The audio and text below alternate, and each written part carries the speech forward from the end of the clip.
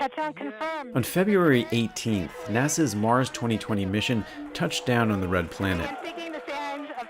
Since then, its Perseverance Rover and Ingenuity helicopter have been exploring the terrain and sending back never-before-seen images and video of the Martian surface. The Mars 2020 mission, Mars Perseverance, has had a string of firsts. The first sounds from Mars.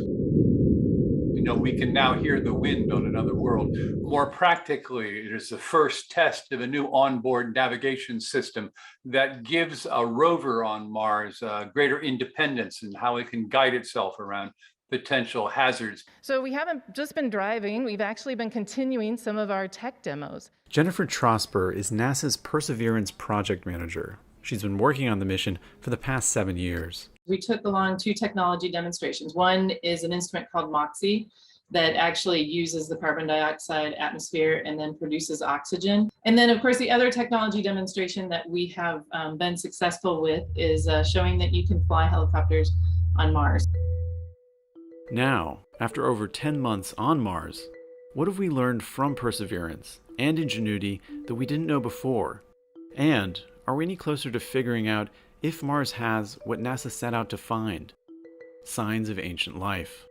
The only way to answer it, NASA believes, is to do what they're doing now. Go to another planet, assess it thoroughly, and then attempt to find the chemistry and fossils that will prove, one way or another, whether there is life of any sort we can recognize on a planet other than our own. One of the most important milestones took place in mid-August when Perseverance began collecting rock core samples. NASA is planning to retrieve Perseverance's Martian rock samples with another spacecraft, which is expected to launch from Earth in 2026 and arrive at Mars in 2028. One of the big unanswered questions that NASA faces in its search for life and the collection of these samples on Mars is, can we muster the will and the funding and the engineering expertise to actually bring these samples home? Right now, there are plans on the drawing board, there are speeches, there are intentions, but it's a long time between now and the 2030s when these missions that are being projected, being talked about to bring these things home. In April, the Ingenuity helicopter became the first craft to fly in the atmosphere of another planet. This technology demonstration was one for the history books. This helicopter, which was initially officially designed to carry out just 5 flights as a technology demonstration, has been flying it seems sometimes continuously. The next flights tested the helicopter's ability to move horizontally, and it covered longer distances in each subsequent flight. Ingenuity has now flown 18 times.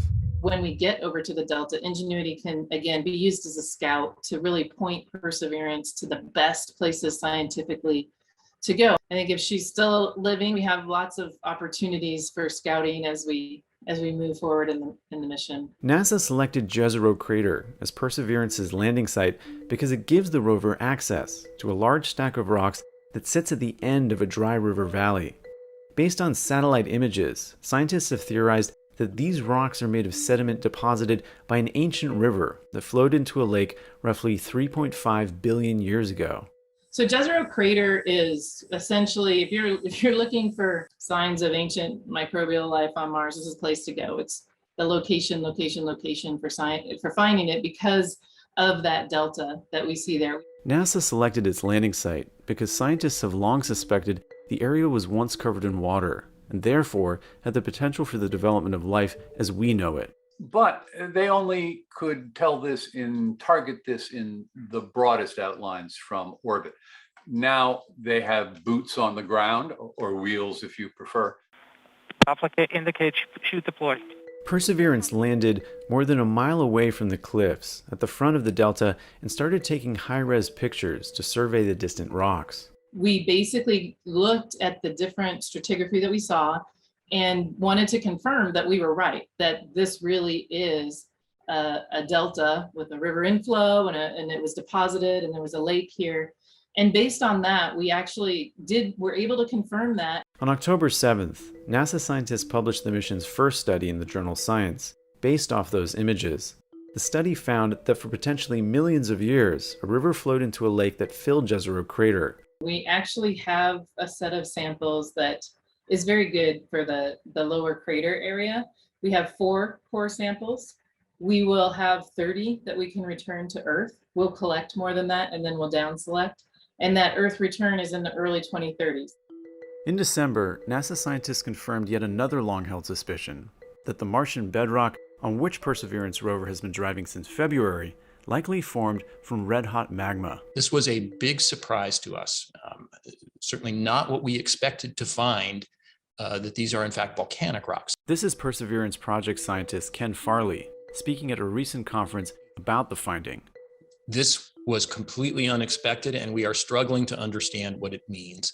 But I will speculate. So this appears to be a product that was either intruded into or erupted into the crater or flowed in from outside.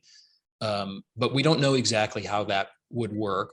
Although it landed on the Martian surface in February, Perseverance's sample return mission has only really just started to get underway.